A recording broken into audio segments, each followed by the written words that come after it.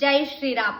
எவனொருவன் தானாக வரும் லாபத்தில் திருப்தியடைந்து இருமைகளிலிருந்து விடுபட்டு பொறாமையற்று வெற்றி தோல்விகளில் நிலைத்து செயலாற்றுகின்றானோ அவன் செயல்களை செய்யும் போது ஒருபோதும் பாதிக்கப்படுவதில்லை.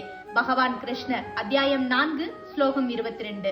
யார் ஒருத்தங்க மத்தவங்க மேல பொறாம இல்லாம இருமையில் இருந்தெல்லாம் விடுபட்டு கடவுள் நமக்குன்னு இந்த பூமியில ஒரு சில விஷயங்களை கொடுத்திருப்பாரு, அதை வச்சு திருப்தி அடைஞ்சு வெற்றியில ரொம்ப சந்தோஷமாகாம தோல்வியில ரொம்ப துவண்டு போகாம நம்ம வாழ்க்கையில வரக்கூடிய எல்லா நிலைகளையுமே சரிசமமா எடுத்துட்டு போறாங்களோ அவங்கனால மட்டும்தான் அவங்க எந்த செயலை செஞ்சாலும் அதன் மூலம் வரக்கூடிய விளைவுகளினால் அவங்க மனம் ஒருபோதும் பாதிக்காது அப்படிங்கறதாங்க பகவான் கிருஷ்ணர் இந்த ஸ்லோகத்து மூலமா சொல்லியிருக்காரு. நம்ம நிதானமா பொறுமையா ஒரு வேலையை செய்ய ஆரம்பிக்கும் போது அதில் இருக்கிற நுணுக்கங்களை நம்ம தெரிஞ்சுக்கலாம். அப்ப அது நம்மள வெற்றி பாதைக்கு எடுத்துட்டு போகும். அதுவே ஒரு வேலையை செய்யறதுக்கு முன்னாடி நான் அடுத்தவனை விட நல்லா செய்யணும்னு பொறாமப்பட்டுட்டு வெற்றி கிடைக்குமா தோல்வி கிடைக்குமா அப்படின்னு மனசை ஒரு குழப்பமான நிலையில வச்சுட்டே ஒரு வேலையை செய்ய ஆரம்பிச்சீங்கன்னா அது உங்களை தோல்வி பாதையை நோக்கி எடுத்துட்டு போகும். அப்போ நம்மளோட மனநிலையை சரியா வச்சுக்கும் போது நம்ம எந்த செயலை செஞ்சாலும் அதுல நம்மளுக்கு அதிக அளவுல வெற்றி இருக்கும். அப்ப நம்ம மனநிலையை சரியா வச்சுக்கணும் அப்படின்னா கண்டிப்பா இறைவன் மீது அதீத அன்பு வச்சிருக்கணும், இறைவன் மீது பற்றுதல் வச்சிருக்கணும்.